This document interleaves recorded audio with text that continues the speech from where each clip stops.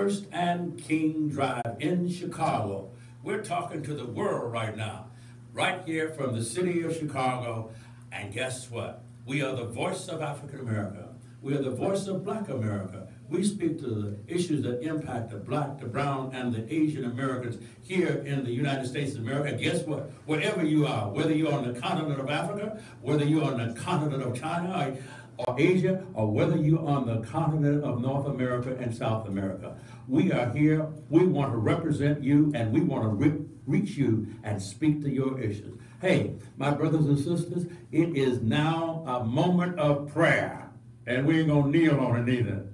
The Cubs didn't make it. The Cubs did not make it. I'm sorry, my engineer over there, Alvin, he was praying, I know, last night, but he couldn't pray the Cubs through. But guess what? Better luck next time.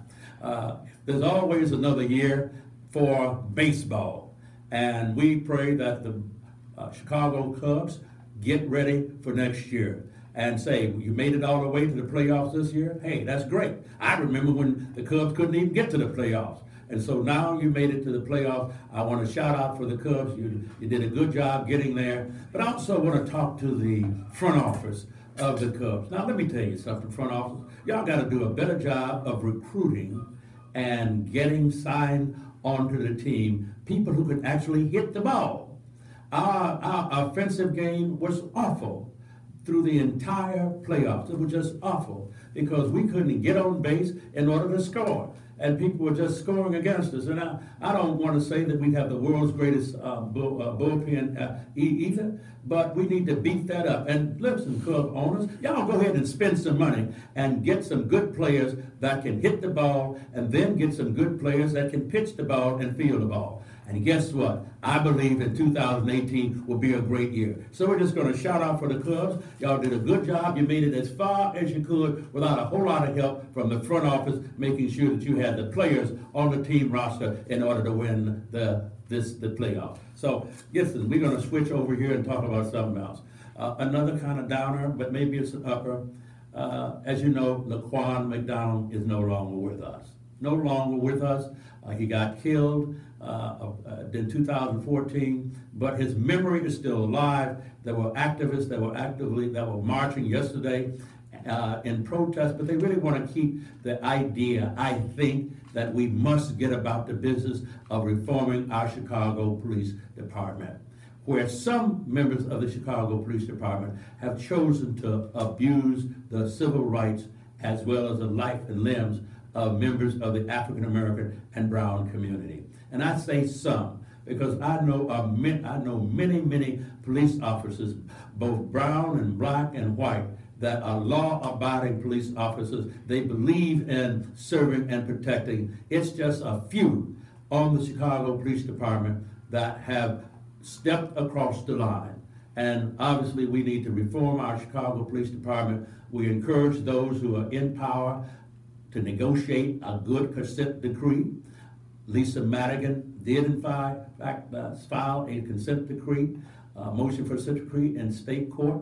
I believe, and the mayor of the city of Chicago stood with her and said, I want to cooperate and we want to be partners as we reform the Chicago Police Department. And guess what? I think that we can reform the Chicago Police Department. And I would also ask that the Fraternal Order Police, as well as our great Chief of Police, Ernie Johnson, y'all sit down and see if you can find a way at your level to cooperate and come up with some reasonable reforms for our police department. Listen, we're going to have to take a short break, and when we come back, we're going to pick up our conversation. Stay with us.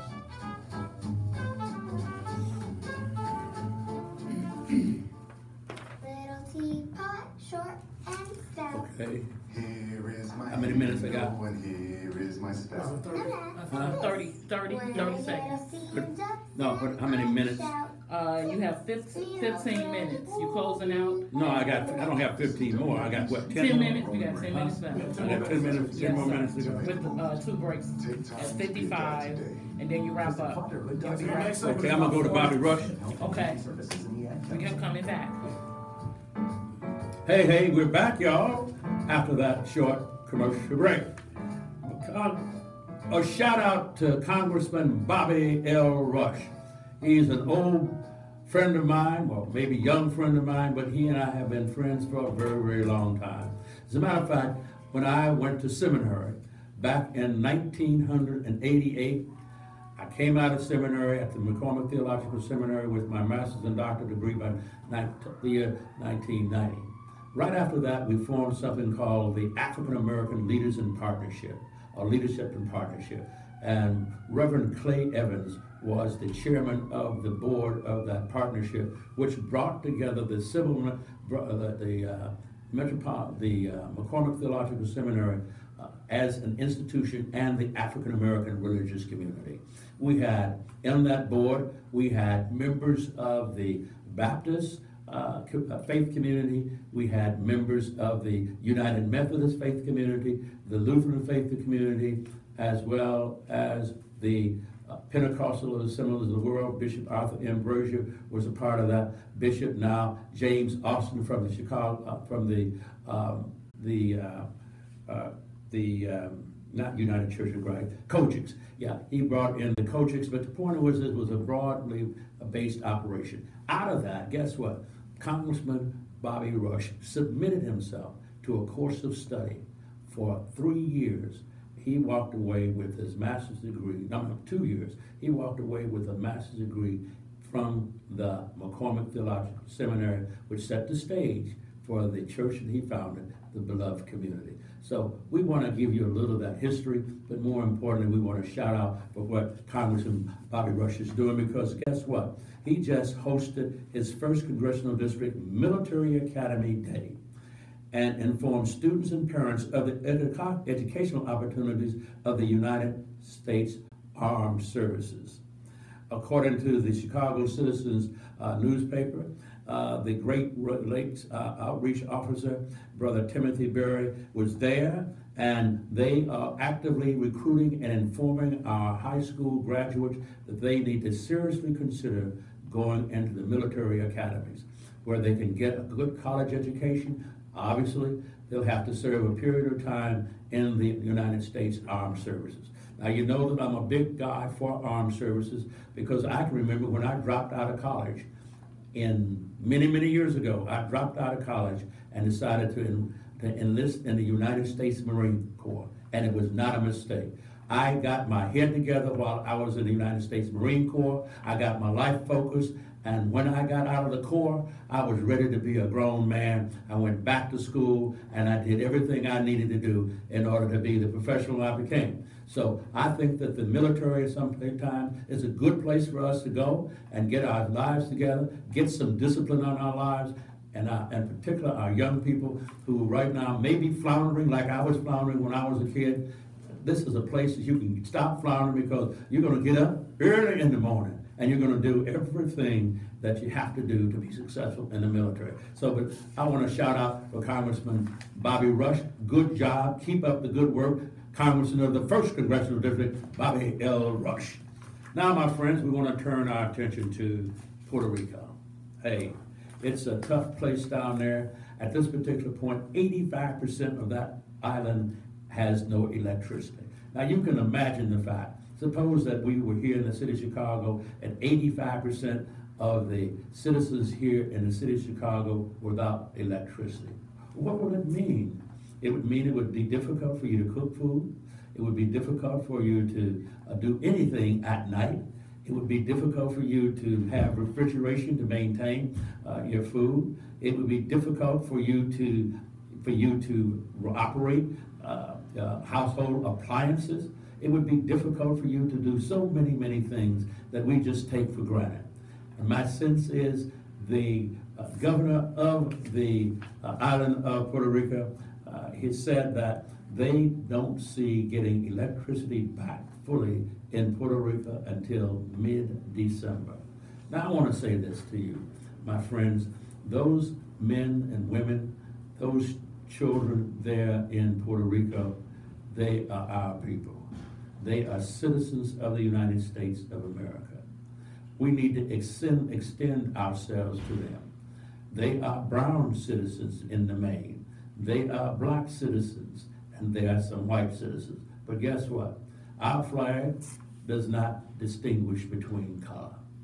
we need to make sure that our federal government does everything that it can to make sure that the families in Puerto Rico have all they need to sustain and survive during this period of challenge. I want to say that, and that means here on this side of the state and the border, we want to make sure that we get water, ship the water, get cleaning supplies, and ship cleaning supplies to our brothers and sisters who are brown, black, and white in Puerto Rico. I'm going to have to take a short break, and when I come back, we're going to continue our conversation. Okay, this is 30 seconds worth of about 2.5 when you come back. 2.5 minutes? Okay, I'm gonna go to Rana and Rob. That's the last story. That's the last story. Yeah. It's hard to concentrate. At school, I start looking out the window, and then I forget what I was supposed to be thinking about. I know it seems like I don't care, but I do. It's just difficult for me. Love you, Mom. Bye. Join parents and experts at understood.org, a free online resource about learning and attention issues to help your child thrive.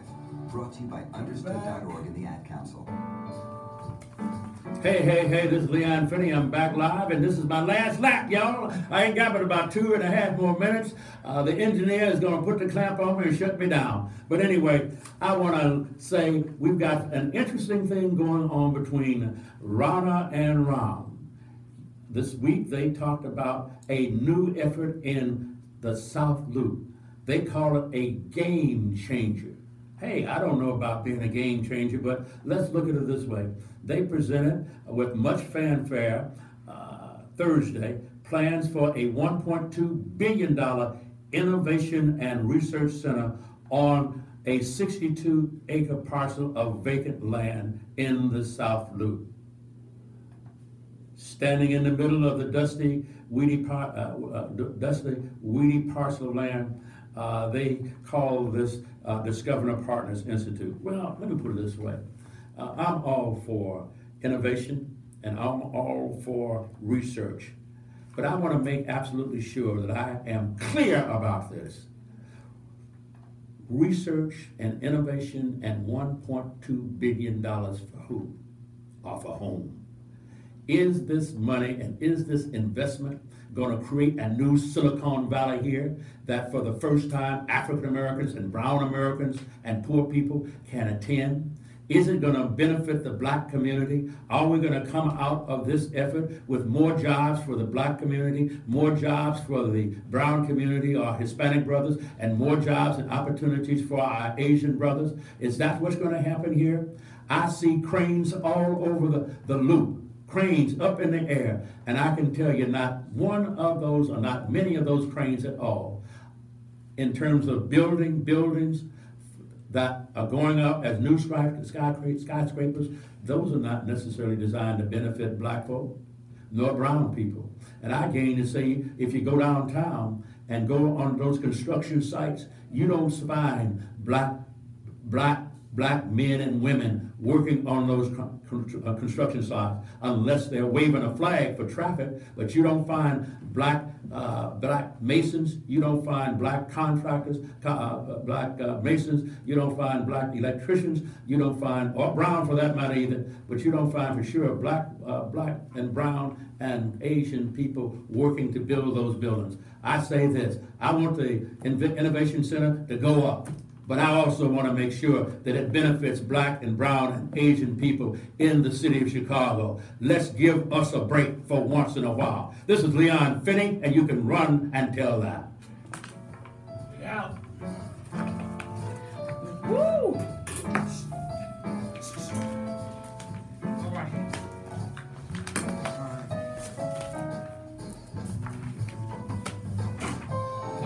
Come on. Run and tell Dad. Come on. Come on, girlfriend. I know that's right. Come You on, got it. run it. I'm gone.